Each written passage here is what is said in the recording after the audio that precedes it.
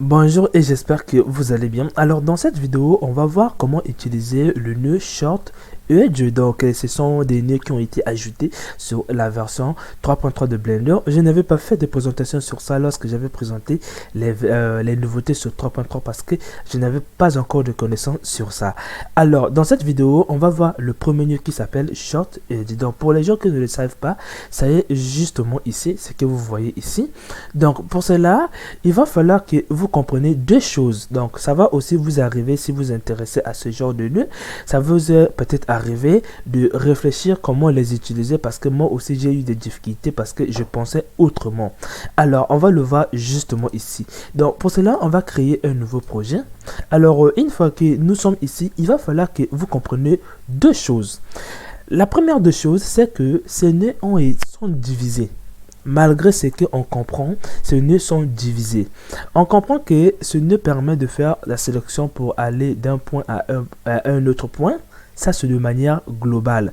Mais il va falloir que on scinde les choses pour que vous les compreniez. Donc, pour cela, on va d'abord comprendre l'outil de sélection qui permet de partir d'un point à un autre. Ensuite, on reviendra sur notre nœud. Donc, nous allons venir en Edit Mode ici et vous allez faire subdivision. Comme ça. Donc, je vais faire comme ça. Et vous allez prendre ici Edge. Et ce que maintenant nous allons faire, nous allons cliquer sur ce point. Vous allez toucher sur la touche CTRL, par exemple, cliquez aussi sur ce point. Et là, vous remarquez que Blender a sélectionné à partir d'un point pour arriver à un autre point. Donc ça, c'est la sélection suivant le chemin le plus court. Donc pour quitter de ce point pour venir ici, vous avez plusieurs chemins, mais il y aura au moins un chemin qui va être représenté avec une toute petite distance. Et c'est cette chemin qu'on va prendre parmi plusieurs chemins. Donc j'espère que vous avez compris. Donc si par exemple je prends par exemple ce nœud et que je viens faire CTRL, je touche encore à un autre nœud et là Blender a fait une sélection pour aller d'un point à un autre. Là, c'est la base pour comprendre ce genre de nœuds. Alors, une fois que vous avez compris cet outil de sélection, maintenant il va falloir que vous compreniez que c'est scindé en deux sur les géométries nodes. Donc cet outil que nous venons de faire, c'est divisé en deux. Il y a la partie qui va nous permettre d'utiliser l'outil de sélection en première position. Donc d'abord, c'est utiliser l'outil de sélection. Et la deuxième des choses, il y a indiquer le point de départ. Ça veut dire quoi? Le point auquel vous allez quitter pour aller à un autre point. Donc l'outil de sélection et le point de départ ont été regroupés en un seul nœud. Donc, vous allez comprendre que sur le premier nœud, vous n'avez même pas là où vous pouvez indiquer le point d'arrivée. Donc, ça veut dire que c'est scindé en deux. Vous allez avoir un deuxième nœud. Donc, si je peux vous le montrer directement ici. Donc, si vous voulez comprendre le type de sélection, on va cliquer sur les géométries nodes. Et vous allez venir dans Mesh et vous avez ici la sélection. Donc ici, vous voyez bien que vous pouvez indiquer le point de départ et vous allez avoir ici la sélection. Mais vous allez comprendre qu'ici, vous allez pouvoir indiquer le point d'arrivée. Mais c'est pas vraiment ce que vous pensez que je vais mettre ici le point d'arrivée et paf, par miracle, je vais arriver sur le point d'arrivée. Non, ce n'est pas ça. Donc voilà pourquoi je vous disais que ce nœud qui est là permet juste d'utiliser l'outil de sélection et aussi d'indiquer le point de départ. Alors une fois qu'on en a, donc vous avez compris que ça manque deux choses. Ça manque la manière dont ça va, donc la manière dont le chemin va être calculé et aussi indiquer le point d'arrivée. Donc pour cela, vous avez un nœud qui est justement ici, ça s'appelle bien Short. Ça s'appelle bien Short Edge. C'est ce nœud a deux fonctionnements. Ce nœud permet de calculer le chemin et aussi d'indiquer le point d'arrivée. Donc, ça veut dire quoi? Ici, vous avez deux choses. Vous aviez ici le calcul et aussi indiquer le point d'arrivée. Ici, vous aviez l'outil de sélection et aussi indiquer le point de départ. Donc le tout fait, en fait l'ensemble des deux va représenter l'outil de sélection qu'on a utilisé. Donc j'espère que vous avez compris.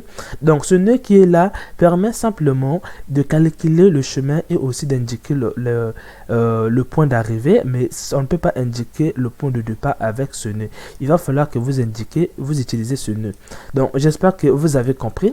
Alors comment utiliser ce nœud qui est là? Alors, pour l'utiliser, c'est très simple ici. Donc, par exemple, si moi je vais indiquer le point d'arrivée, il va falloir que vous sélectionnez les index. Cela veut dire quoi? Sur Blender, on ne travaille pas avec des points, on ne travaille pas avec les yeux, mais on travaille avec les index. Ça veut dire quoi? C'est un numéro qui va représenter, par exemple, une face. Au lieu qu'on dit une face, ça va représenter une face. Donc, on va dire cette face, le numéro 1, au lieu d'utiliser cette face, on va simplement utiliser son numéro. Donc, j'espère que vous avez compris. Donc, pour cela, les numéros de tous les points, ça se trouve simplement dans le nœud index. Mais pour prendre le numéro d'un point à l'intérieur, il va falloir qu'on le sélectionne le numéro en question. Donc, pour cela, vous allez venir dans utilitaire. Vous allez prendre le nœud qu'on appelle comparaison. Vous allez le mettre ici. Une fois que vous avez fait, vous prenez ici. Et là, on va aller chercher. Donc, grâce à ce nœud, on va aller chercher le numéro 1 à l'intérieur ici. Donc, de ce fait, vous allez venir... donc, vous allez faire ici entier. Ça veut dire quoi? Les index sont toujours des nombres sans virgule. Donc, on va prendre entier. Et ici, par exemple, on va dire que on veut arriver au point numéro 5 et le numéro en question que vous avez eu à sélectionner, vous allez le coller ici. Et là, vous avez indiqué le point d'arrivée et aussi le calcul. Donc, ici, vous allez avoir quoi? Vous allez avoir le point d'arrivée et aussi l'ensemble des calculs que Blender a fait. Donc, j'espère que vous avez compris. Alors, pour cela, nous allons l'indiquer à l'outil de sélection qui est on a des calculs et on a aussi le point d'arrivée. Donc, nous allons le mettre ici, les calculs et le point d'arrivée. Cet outil qui est là va nous juste servir de sélectionner tout le chemin. Donc, pour cela, la même chose, pour sélectionner le point de départ, vous devriez aussi refaire la même chose, indiquer toujours le point de départ. Donc, pour cela, la même chose, on va mettre ici Shift D. Donc, faites bien ici égal pour dire que on veut prendre la valeur qui est égale à 5. Donc, ici aussi, on va prendre égal et on va mettre ici. Donc, une fois que c'est fait, vous allez le mettre ici. Donc, là, on va dire 2 par exemple. Donc, là, on va quitter du point numéro 2 au point numéro 5. Alors, une fois que vous avez fait cela, donc l'ensemble des deux nœuds vont former un outil de sélection. Donc, supposons que nous voulons déplacer le chemin. En fait, nous voulons déplacer tous les points qu'on vient de sélectionner. Donc, pour cela, vous allez venir dans géométrie et vous allez prendre par exemple cette position. Et là, vous allez indiquer ici sélection. Lorsque je fais Z, vous voyez bien les points qui ont été sélectionnés se déplacent bien évidemment. Donc ça, c'est vraiment très important pour voir. Maintenant, imaginons que vous voulez voir le chemin en question. Donc rien de plus difficile. Donc je vais enlever ceci. Je vais par exemple le dire à Blender, donc le transformer en courbe. Donc vous venez, vous prenez Mesh to Curve ici. Vous mettez et vous dites que c'est que je vais transformer le chemin que je viens de sélectionner en courbe. Donc là, voici le chemin. Vous pouvez changer le point de départ, par exemple 6. Vous voyez bien que c'est en train de changer des positions. Donc, j'espère que vous avez compris comment utiliser justement ce nœud qui est là. Ça permet de calculer le chemin et aussi d'indiquer le point d'arrivée. Donc, j'espère que vous avez compris. Ne venez pas utiliser ce nœud qui est là pour indiquer le point d'arrivée.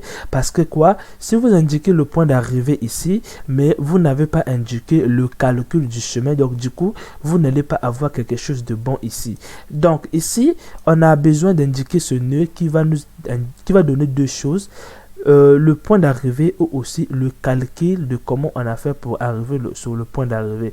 Donc j'espère que vous avez compris. Si vous voulez comprendre un peu comment fonctionnent les index sur Blender, je vous mettrai le lien en description si vous voulez comprendre comment fonctionnent les index sur les Geometry Nodes. On se retrouve dans la prochaine vidéo.